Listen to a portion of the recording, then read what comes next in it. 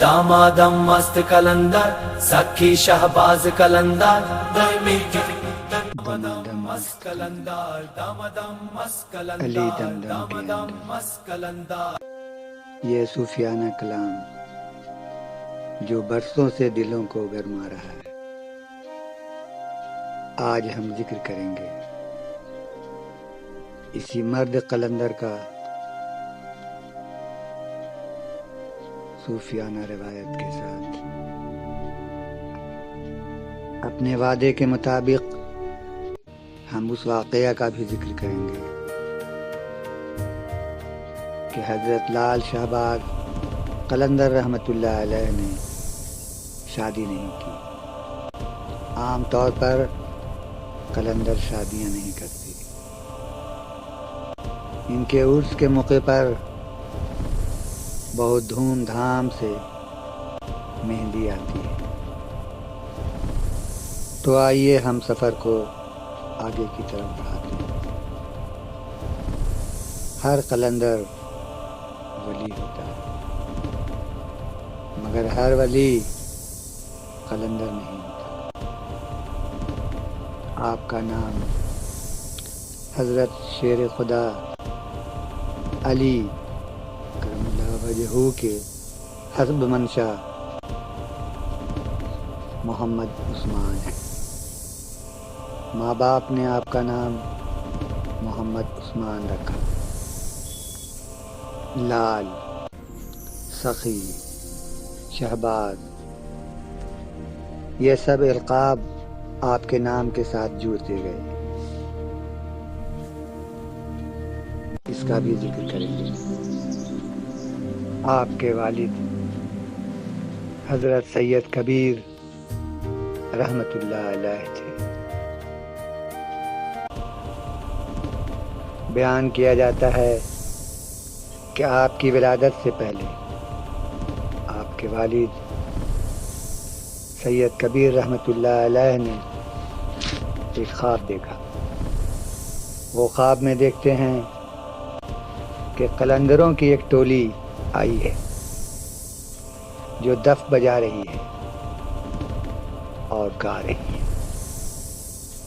اور زور زور سے یہ ٹولی کہتے جا رہی ہے کہ سید کبیر کا بیٹا قلندروں میں قلندر ہوگا، قلندر کا پیشوا ہوگا.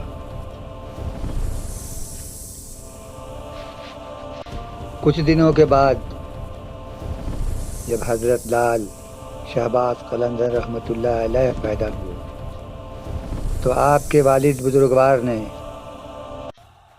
پالنا میں ہی آپ کی حرکت، آپ کی عادت، آپ کے طور طریقے کا مشاہدہ کرنا شروع کیا کہ وہ قلندروں کی ٹولی جو کہہ کر گئی ہے کہ سید کبیر کا بیٹا امیر قلندر ہوگا،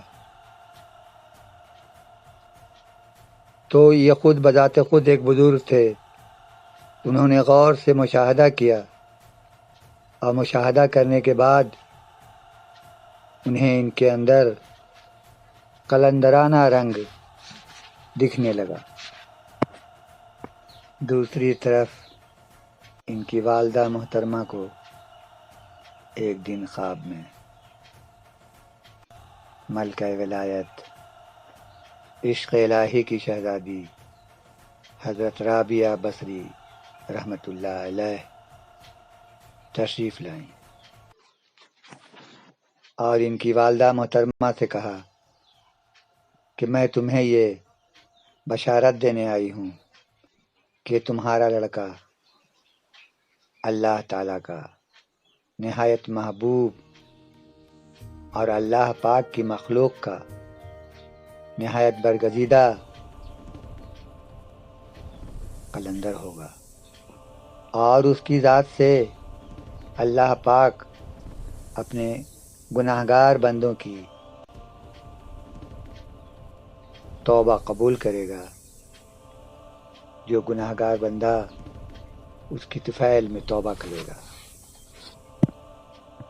تو جب یہ پیدا ہو تو دونوں کانوں میں اس کے بلند آواز سے لا الہ الا اللہ محمد الرسول اللہ پہنچا دینا، اور اپنے لڑکے سے میرا سلام بھی کہہ دینا۔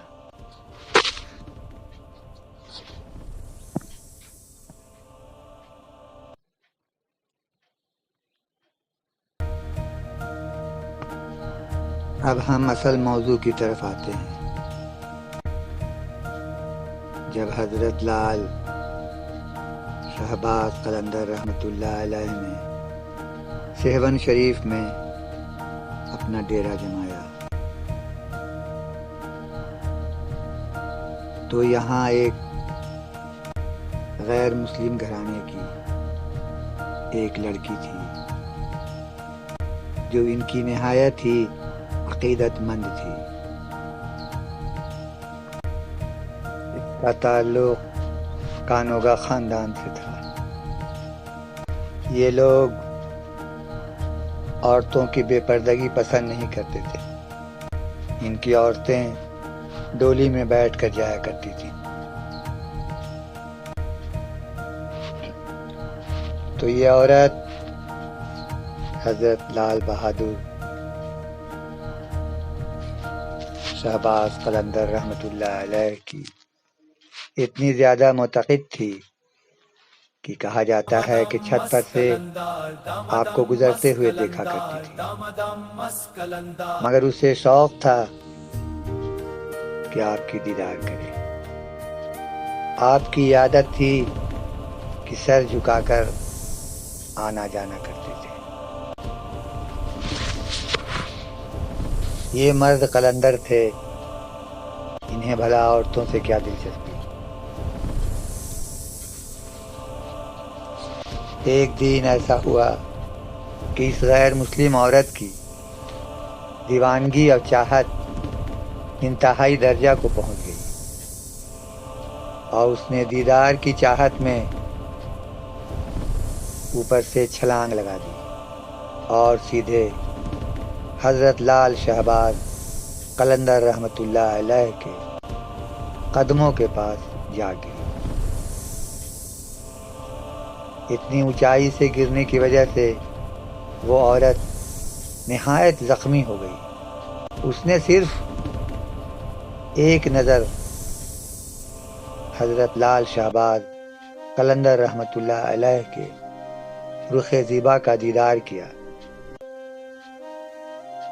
اور اس دنیا فانی سے رخصت ہو گئی۔ جب لوگوں کو اس کی خبر پہنچی تو ایک شور برپا ہو گیا۔